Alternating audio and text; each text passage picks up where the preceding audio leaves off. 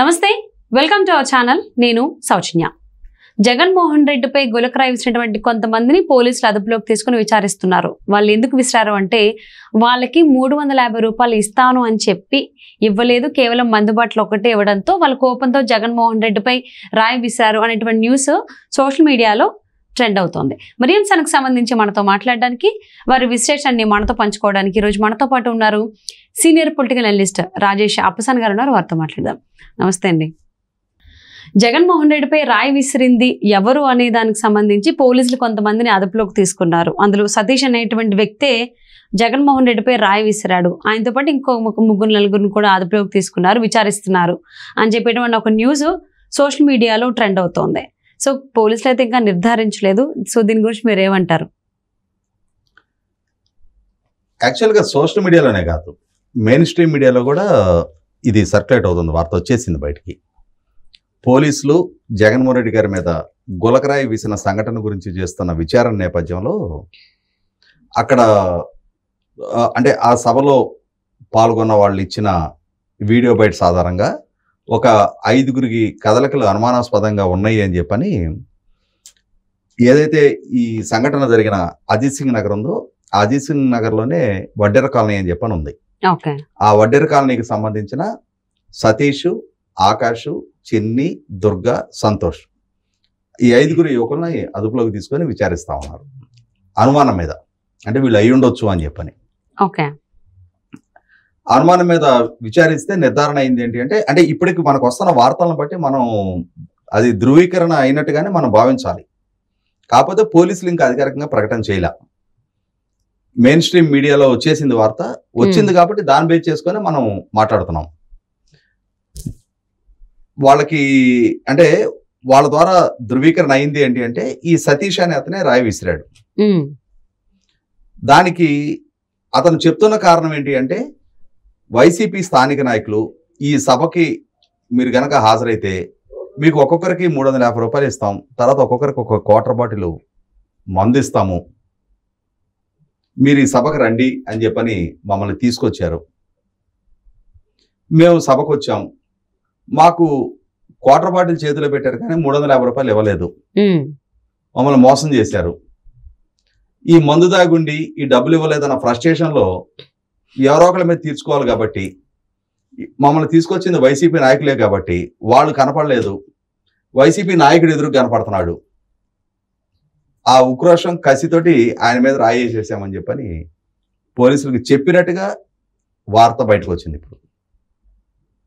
అయితే పోలీసులు మరి దాన్ని లాజికల్ కంక్లూషన్గా భావించేసి ఈ కేసు కొలిక్కి తెచ్చాము అని చెప్పని మీడియా ముఖంగా ప్రకటించారు అనుకో, మరి గత 3 రోజులుగా జగన్మోహన్ రెడ్డి గారి దగ్గర నుంచి YCP party, YCP social media, YCP వ్యూహకర్తలు, వాళ్ళ సలహాదారులు, నాయకులు పొంకాలుగా ఇది చంద్రబాబు నాయుడు చేయించాడు, ఇది లోకేష్ చేయించాడు, ఇది తెలుగుదేశం పార్టీ చేయించింది అని చెప్పని ఒక విష ప్రచారం చేసి సాక్షి పేపర్ కూడా నారాసురుడిది రక్త చరిత్రే అని చెప్పని ఐటమ్లుగా రాసుకుంటా వచ్చి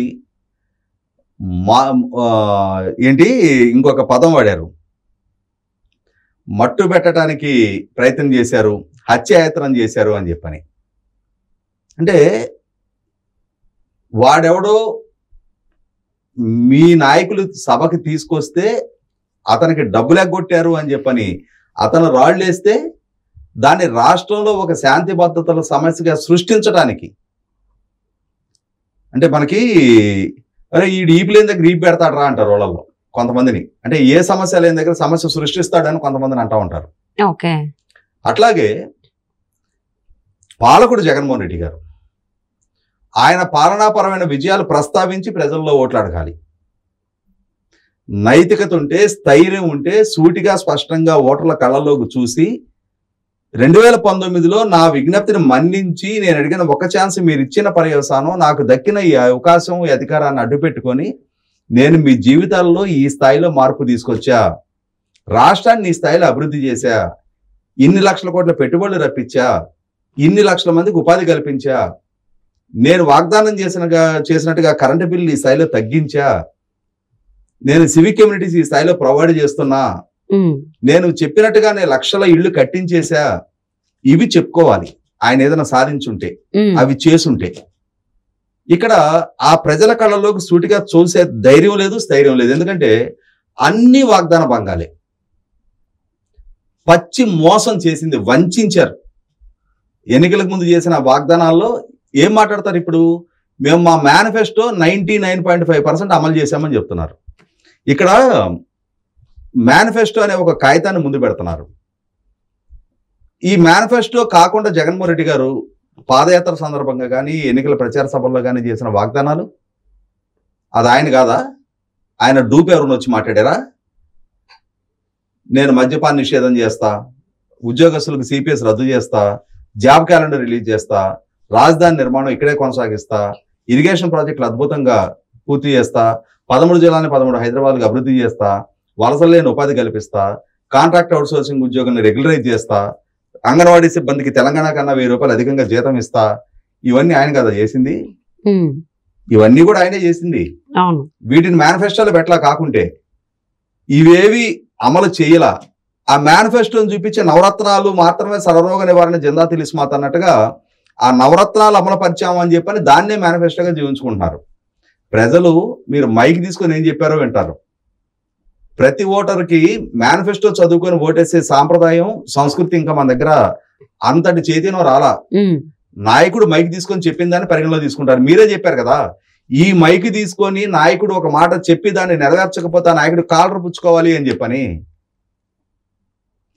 మీరు ఏ స్థాయిలో వాగ్దానాలు నెరవేర్చారు? ఆ నెరవేర్చలేదు కాబట్టి అందొచ్చిన ప్రతి చిన్న అవకాశాన్ని ఉపయోగపెట్టుకొని ఎన్నికలకు ఒక ఎజెండా సృష్టించుకోవాలని ప్రయత్నం చేస్తున్నారు. ఇవాళ అతనెవడో, ఇవాళ ఆ వడ్డెర కాలనీకి సంబంధించిన 5 కుర్రాళ్ళు వచ్చారు. అందులో ఒక కుర్రాడికి కడుపు గాలింది, డబ్బులు ఇస్తానని చెప్పని తీసుకొచ్చారు, డబ్బులు ఇవ్వలేదు. ఆ ఇవ్వలేదు కాబట్టి అగాత్యానికి పాల్పడ్డాడని చెప్పని ప్రస్తుతం మీడియాలో చలామణి అవుతుంది. ఇదే కనుక నిజమైతే గత 3 రోజులుగా ముఖ్యమంత్రి స్థాయి నుంచి అధికార పార్టీ నాయకులు వాళ్ళ సాక్షి పేపరు, సాక్షి టీవీ అసలు ఏడుపులు పెడబొబ్బలు అసలు ఎంత హంగామా సృష్టించారు. ఇవాళ దీనికి వివరణ ఇచ్చి తీరాల్సిన అవసరం ఉంది. ఆంధ్రప్రదేశ్ పౌర సమాజాన్ని బహిరంగ క్షమాపణ అడిగి తీరాల్సిన అవసరం ఉంది. ఎందుకంటే వీళ్ళు సృష్టించిన విద్వేషాల పర్యవసానం, వీళ్ళు పెంచి పోషించిన ఉద్రిక్తతల పర్యవసానం గాజువాకలో చంద్రబాబు నాయుడు గారి మీద రాళ్లదాడి జరిగింది, తెనాల్లో పవన్ కళ్యాణ్ గారి మీద రాళ్లదాడి జరిగింది. ముఖ్యమంత్రి స్థానంలో ఉండి సంయమనం పాటించి శాంతి భద్రతలు కాపాడాల్సిన వ్యక్తి అతనే శాంతి భద్రతలకు విఘాతం కలిగించే విధంగా, అన్నిటికన్నా ముఖ్యంగా అసలు సిసలు దోషులు ఈ సంఘటనలో ఎవరు? జగన్మోహన్ రెడ్డి గారికి రక్షణ కల్పించాల్సిన అధికారులు. వాళ్ళ మీద ఎందుకు చర్యలు లేవు? అసలు సిసలు బాధ్యులు వాళ్ళు కదా.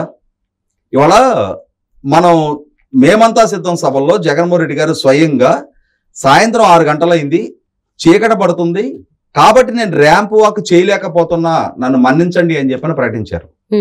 అంటే సాయంత్రం 6 గంటలకి వాస్తవంగా ఎండాకాలం చీకటి పడదు, పడకున్నా కూడా ఆయన భద్రత పర్యవేక్షిస్తున్న అధికారులు ఆయన ర్యాంప్ వాక్ చేయొద్దు అని చెప్పని ఆయన్ని నియంత్రించారు. దాన్ని పాటించి ఆయన ర్యాంప్ వాక్ చేయలే. మరి అదే అధికారులు చీకట పడిన తర్వాత కరెంటు తీసివేసి ఎట్లా పర్యటన రోడ్ షో చేయనిచ్చారు ఆయన్ని? ఓపెన్ టాప్ బస్సు మీద నిలబడి చీకట్లో ముఖ్యమంత్రిని, అంతటి కట్టుదిట్టమైన భద్రతలో ఉన్న ముఖ్యమంత్రిని చీకట్లో పర్యటన చేయనిస్తారా? చేయనిచ్చారు కదా. ఎవరి నిర్ణయం అది? అంటే అధికారులు ఆయనని అడ్డుకోలేదా? అధికారుల ఆదేశాలు ఆయన పాటించలేదా? అధికారుల ఆదేశాలు పాటించి తీరాలి ఆయన. ఇవాళ ఈ సంఘటన జరిగింది, అదే అధికారుల ఆదేశాలు పాటించుంటే అధికారులైనా సరే ఆయన నాకు ఎన్నికల ప్రచారమే ముఖ్యం, నాకు ఎన్నికలు సమీపిస్తా ఉన్నాయి, కావాలంటే మీరు నా రక్షణ బాధ్యతలు మీరు చూసుకోండి, నేను నా ప్రచారం చేసుకోవాలి అన్నారనుకో, ఆయనకి ఆ ప్రొటెక్షన్ కల్పించాల్సిన బాధ్యత. ఇవాళ ఎన్ఎస్జీ కమాండోస్ ఈ సంఘటన జరగగానే ఆయన్ని కవర్ చేయాలి. బుల్లెట్ ప్రూఫ్ షీట్స్ ఉంటాయి వాళ్ళ దగ్గర, వాటిని ఓపెన్ చేసి ఆయన్ని ప్రొటెక్ట్ చేయాలి. చేశారా? ఆయన్ని బస్ లోపలికి పంపించాలి. పంపించారా? 2 గంటల పాటు అదే బస్సు మీద ఊరేగాడు ఆయన. అన్ని తప్పులు వాళ్ళ వైపు జరిగినాయి. కానీ నిందలు మొత్తం ప్రతిపక్షానికి ఆపాదించి ప్రతి తప్పు, ఒక తప్పును కవర్ చేయడానికి 10 తప్పులు చేసుకుంటూ వెళ్ళారు. ఇవాళ ఘోరాతి ఘోరమైన తప్పుకు పాల్పడ్డారు, వ్యక్తిత్వానికి పాల్పడ్డారు. తెలుగుదేశం పార్టీని, చంద్రబాబు నాయుడు గారిని, నారా లోకేష్ని ఇష్టారీతిన దూషించారు, సోషల్ మీడియాలో ట్రోల్ చేశారు, సానుభూతి రప్పించుకోవాలని ప్రయత్నం చేశారు. నిన్న ముఖ్యమంత్రి హోదాలో స్వయంగా జగన్మోహన్ రెడ్డి గారు గుడివాడలో ప్రసంగిస్తా కూడా ఇదే అంశాన్ని ప్రస్తావించారు. కొద్దిపాటైనా సరే సమయం పాటించాలనే నియంత్రణ కోల్పోయి ఎంత ఆబగా ఓట్లు దండేసుకోవాలా, దీని నుంచి సానుభూతి రప్పించుకోవాలా అని చెప్పని. కానీ ప్రజలు ఇది పరిగణలోకి తీసుకోవాలా. ఎందుకంటే మనం నాన్నాపూలి కథ చదువుకున్నాం. ప్రజలకు అలవాటైపోయిన ప్రక్రియ ఇది. ఎలక్షన్ రాగానే ఏదో ఇట్టాగే నడిపిస్తారులే అని చెప్పిన భావనకు ప్రజలు వచ్చేసారు. ఇప్పుడు పోలీసులు కూడా ఈ సతీష్ వర్షన్నే కనుక ధృవీకరిస్తే వైసీపీ పార్టీ తన పరువు తానే గంగలో కలుపుకున్నట్టే అవుద్ది. ఎన్నికలకు ముందు జగన్మోహన్ రెడ్డి గారి అసత్యాల గోబెల్ ప్రచార లిస్టులో ఇదొకటి కూడా చేరటం ఖాయం. సో ఆల్మోస్ట్ జగన్మోహన్ రెడ్డిపై ఈ గులకరాయి సంఘటన జరిగి 48 hours అయిపోయింది. సో నిన్నేమో ఎవరైతే ఉన్నారో వాళ్ళని కనిపెడితే కనుక రివార్డ్ అన్నారు, ఇప్పుడేమో ఒక గ్యాంగ్ని తీసుకొచ్చి విచారిస్తున్నారు అనేటువంటి కథనం అయితే సోషల్ మీడియాలో ట్రెండ్ అవుతోంది. మరి దీనికి సంబంధించి నిజంగానే వీళ్ళే చేశారా, అంటే సతీష్ వాళ్ళ టీమే చేశారా, అసలు ఎవరు చేశారా అనేది ఇక్కడ దీని ఎక్స్టెన్షన్ ఇంకొంచెం కూడా చెప్పాల్సి ఉంది. ఇప్పుడు ఈ వార్త కనుక నిజమైతే ఇవాళ సభకి హాజరైన ప్రతి ఒక్కళ్ళకి ఇట్లాగే 350 రూపాయలు క్వార్టర్ బాటిల్ కనుక ఖర్చు పెడతానట్టయితే క్వార్టర్ బాటిల్ 200 ఎంత ఉందో ఇప్పుడు అక్కడ ఖరీదు. అంటే వాళ్ళకి ట్రాన్స్పోర్ట్ ఇవన్నీ కలుపుకుంటే ఒక్కొక్క వ్యక్తి మీద 600 రూపాయలు ఖర్చు పెడుతున్నారు.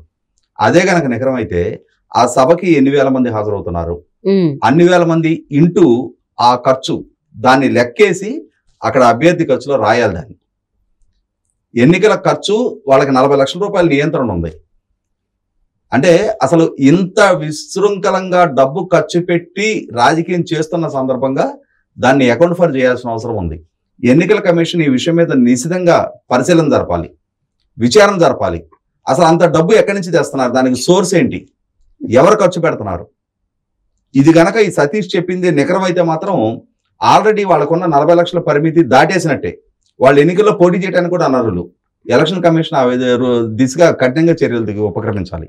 సో జగన్మోహన్ రెడ్డిపై జరిగినటువంటి ఈ గులకరాయి దాడికి సంబంధించి సతీషే చేశాడు, ఎందుకంటే వైసీపీ వాళ్ళు డబ్బులు ఇవ్వలేదు కాబట్టి అనేది ఇప్పుడైతే పోలీసులు విచారిస్తున్నారంటారు. వాళ్ళ నుంచి అయితే మనకి ఇంకా నిర్ధారణ రాలేదు, కథనాలు మాత్రం వస్తూ ఉన్నాయి. సో మరి ఏం జరుగుతుంది, ఎవరు సతీష్ అంటే ఏమైనా లేకపోతే ఇంకెవరైనా ఉండుండొచ్చు ఏంటనేది చూద్దామండి.